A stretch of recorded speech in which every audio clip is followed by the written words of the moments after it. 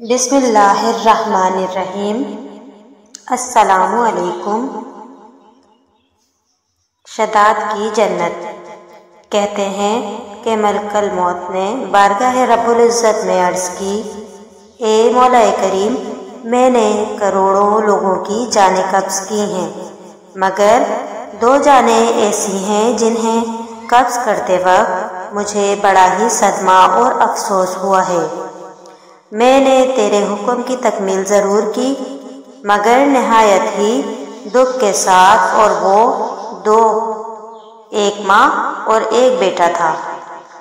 واقعہ کچھ اس طرح سے ہے کہ ایک جہاز غرق ہو گیا تھا اور ایک عورت اپنے شیر خوار بچے کے ساتھ ایک تختے کا سہارا لینے میں کامیاب ہو گئی۔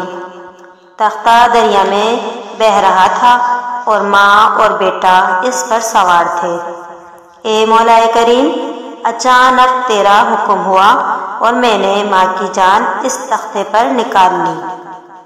میرے لیے پریشان کن بات یہ تھی کہ ماں مر چکی ہے، اب بچے کا کیا حشر ہوگا۔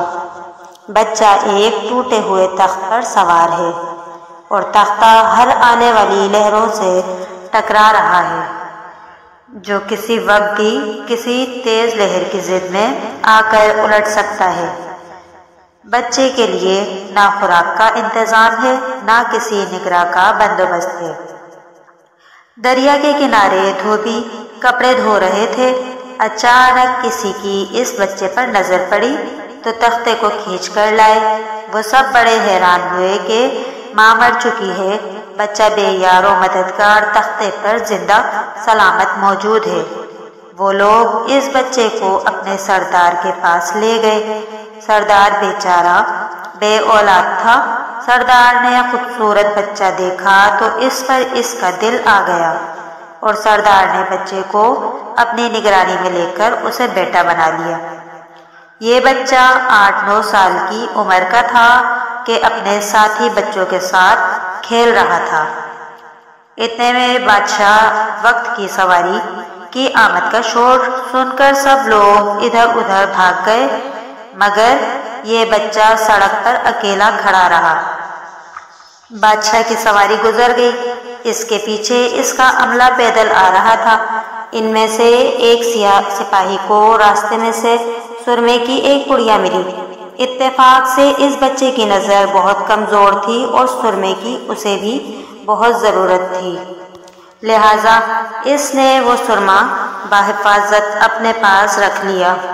آنکھوں میں لگانے سے پہلے اسے خیال آیا کہ یہ سرما تکلیف نہ پہنچائے، لگانے سے پہلے کسی دوسرے شخص پر آزما لینا چاہیے۔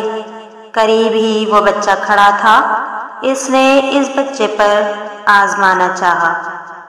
بچے نے سرما آنکھوں میں،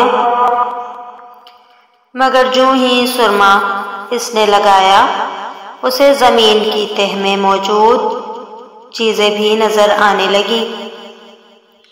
اس نے دیکھا کہ زمین کے اندر بہت سے خزانے پوشیدہ ہیں۔ بچہ ہوشیار تھا، اس نے چیخنا چلانا شروع کر دیا کہ سرما لگانے کی وجہ سے میری آنکھوں میں سخت تکلیف ہو گئی ہے۔ وہ لوگ سرمے کی پڑیا گرا کر چلے گئے۔ بچہ سرمے کی پڑیا اٹھا کر گھر پہنچا اور خوشی خوشی باپ کو سارا واقعہ سنایا۔ سردار بڑا خوش ہوا۔ باپ نے کہا، ہمارے پاس آدمی بھی ہیں اور گدھے بھی ہیں، تم سرما لگاؤ، ہم تمہارے ساتھ چلتے ہیں، جہاں کہیں خزانہ پاؤ ہمیں بتاؤ، ہم نکال لیں گے۔ چنانچہ ایسے ہی ہوا۔ بچے کے بتانے پر وہ لوگ خزانے نکالنے لگ گئے۔ تھوڑی ہی عرصے میں امیر بن گئے۔ بچہ جوان ہوا تو اس نے اپنے پرپرزے نکالنا شروع کیے۔ ان کے پاس دولت کی فراوانی ہو گئی۔ زمین کے تمام خزانے اس کی نظروں میں تھے۔ اس نے آہستہ آہستہ بہت سے آدمی اپنے ساتھ ملائے۔ اس کے بعد تمام سرداروں کو ادھر ادھر کر دیا اور خود سردار بن گیا۔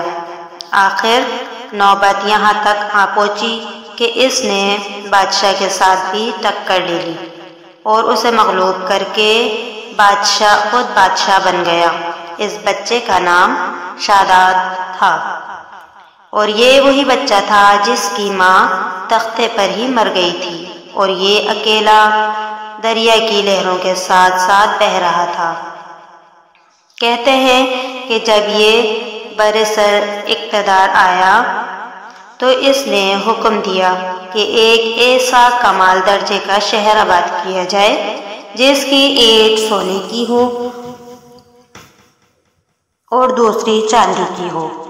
اس میں ایک عالیشان باغ ہو جس میں دنیا کی ہر چیز میسر ہو۔ جب وہ شہر ہر لحاظ سے مکمل ہو گیا تو شاداد نے ارادہ کیا کہ جا کر اس شہر کا نظارہ کیا جائے۔ چنانچہ وہ شہر کو دیکھنے نکلا۔ ابھی وہ دروازے تک ہی پہنچا تھا کہ ملک الموت کو حکم ہوا اور اس نے وہیں اس کی روح قبض کر لی۔ اسے اتنا موقع بھی نہ دیا کہ اپنے بے مثال باغ کو ایک نظر دیکھ سکتا۔ ملک الموت نے کہا، اے مولا کریم، اس شخص کی روح قبض کرتے وقت بھی مجھے نہایت ہی صدمہ پہنچا کہ وہ شخص ہر چیز کر کے اسے دیکھ بھی نہ سکا۔ اللہ تعالیٰ نے فرمایا، یہ وہی بچہ ہے جس کی ماں تختے پر مر گئی تھی اور اس پر تجھے ترس آیا تھا۔ اس بچے نے بڑے ہو کر نافرمانی کی، خدا کے حکم سے بغاوت کی اور سرکشی اختیار کر لی، مگر ہم نے اسے خود ساختہ جنت میں قدم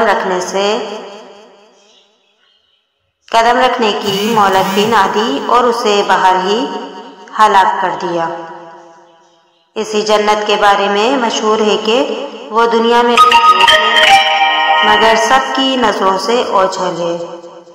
امیر معاویہ رضی اللہ تعالی عنہ کے زمانے میں ایک صحابی رضی اللہ تعالی عنہ کا اونٹ گم ہو گیا تو وہ اونٹ کی تلاش میں کہیں اس علاقے میں جا پہنچے تو اللہ تعالیٰ نے اسے وہ سب کچھ دکھلا دیا۔ وہ صحابی وہاں کی کوئی نشانی بھی ساتھ لایا تھا۔ اس صحابی نے یہ واقعہ امیر معاویہ رضی اللہ تعالی عنہ کے پاس بیان کیا۔